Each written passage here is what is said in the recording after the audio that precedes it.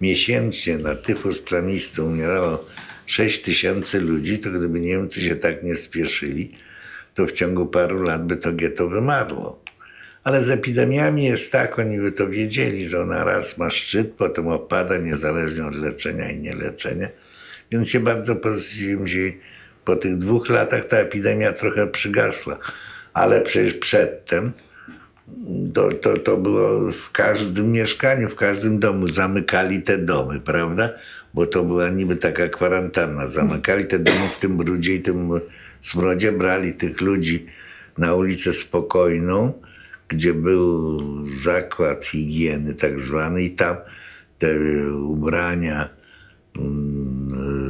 do odwszawiania wrzucali do takiego kotła, ludzi kąpali, ale to nic nie pomagało, bo w takim głodzie te wszy się rozlażą nie wiadomo gdzie, w pościeli, wszędzie to przecież były te głowowe i te odzieżowe wszy, to było nie do opanowania w tej sytuacji. To opanowało dopiero te wszy opanowało, jak spalili całe getto. Właśnie wtedy to się skończyło. No ile ja pamiętam, to była plaga. Nie było mieszkania, nie było domu, gdzie ktoś by nie chorował i umarł na tyfus plamisty. Nawet w tym domu, gdzie ja mieszkałem, nawet w szpitalu byli ludzie, na przykład pielęgniarki w izbie przyjęć, które przyjmowały te dzieci w tyfusie plamistym. To przecież nie jedna się zakaziła. Na przykład Inka Świdowska przeszła, bo ona była lekarzem izby przyjęć przez jakiś czas, zakaziła się tyfusem plamistym, prawda? O, zresztą.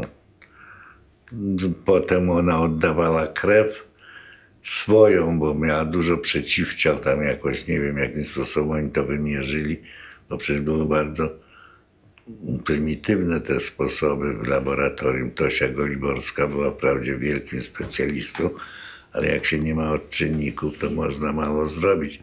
Ale jakoś oni, nie wiem skąd wzięli te odczynniki i zrobili to.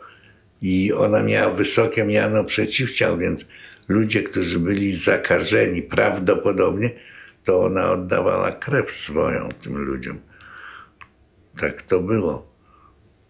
Bardzo dużo ludzi skorzystało z tego, nie tylko z jej krwi też ktoś, ale z różnych ludzi, którzy przeszli i przeżyli tyfus, skorzystali z tego. Oczywiście to było dla wybranych. Potem była ta szczepionka, mówiło się Weigla, a potem mówiono, to wszystko nie wiadomo, że to było robione podobno we Lwowie, szmuglowane tutaj i tak dalej. Ale potem mówiono, że że to była afera, że to była woda w tych ampułkach, nie wiadomo. W każdym razie na epidemię to nie wpłynęło. Może pojedyncze osoby się uratowały, ale nie wiadomo dokładnie.